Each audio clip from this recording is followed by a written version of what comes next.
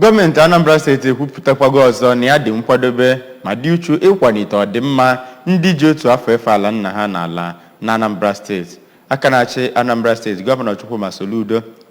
kwuru nke a ka a na-edu ndị Batch B Stream 2 n'iyi ọla afọ 2023 n'ogige ọzụzụ ha dị na Nnamdi Azikiwe NYSC Unity Permanent Orientation Camp Ụmụawolo Mba Ukwu Council Awka South. Njideka Okoye jere ebe afọ weta aka ịga n'ugbu a. Gọvanọ Soludo nke onye kọmishọna maka ndị ntorobịa Maazị Patrick Anambra nọchitere anya ya gwara ndị aji otu afọ efe ala nla ha na idu n'iyi ọlụ a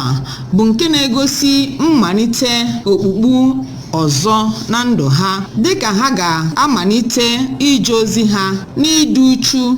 nakwa ịgbalịsi ike ịlụ ọlụ iji bulie ala nna ha enu. Ọ gwara ha ka ha cheta na okwu sekpụ ntị n'ihe gbasara njirimara NYSC gụnyere irube isi, ịlụsi ọlụ ike, ijekwa ozi nke ọma, bụ nke ọ kọwara na ihe ndị agbara ọkpụrụkpụ bụ nke ga-enyere ha aka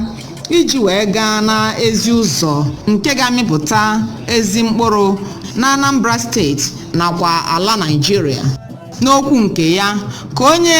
kọdinetọ NYSC na Anambra steeti Oriakụ Blessing Iruma gwara ndị aji otu afọ efe ala nna ha na ya bụ emume nke akpọrọ orientation program bụ nnọọ nke dị oke mkpa n'iji otu afọ wee fee ala nna ha, bụ nke ha ga-anọ n'ime wee mụọ ọtụtụ akaọlụ dị iche iche nke ga-enyere ha aka ma tọkwa ezi ụkpụrụ nye ije ozi ha. Ọ yọrọ ha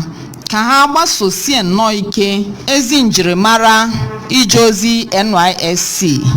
nakwa ije ozi ha dịka ha nọ na ya bụ mmemme iji wee mụta ihe nke ukwuu. Oriakụ Iruma gosipụtara obi ụtọ ya nye aka na-achị Anambra steeti Gọvanọ Chukwuma Soludo maka ịgbasi mbọ ha ike na ndọnye ukwu nke ha na-adọnyere ije ozi NYSC na Anambra steeti, ya nakwa ịhụ maka ezi ọdịmma ndị ji otu afọ efe ala nna ha na Anambra steeti. O gosipụtakwara obi ụtọ ya nyegara ndị obodo ha nọ na ya bụ Ụmụawolo Mba Ukwu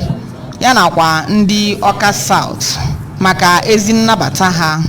Parade na ihe ngosi ndị ọzọ dị iche iche bụ ihe pụtara ihe n'oge ya bụ mmemme.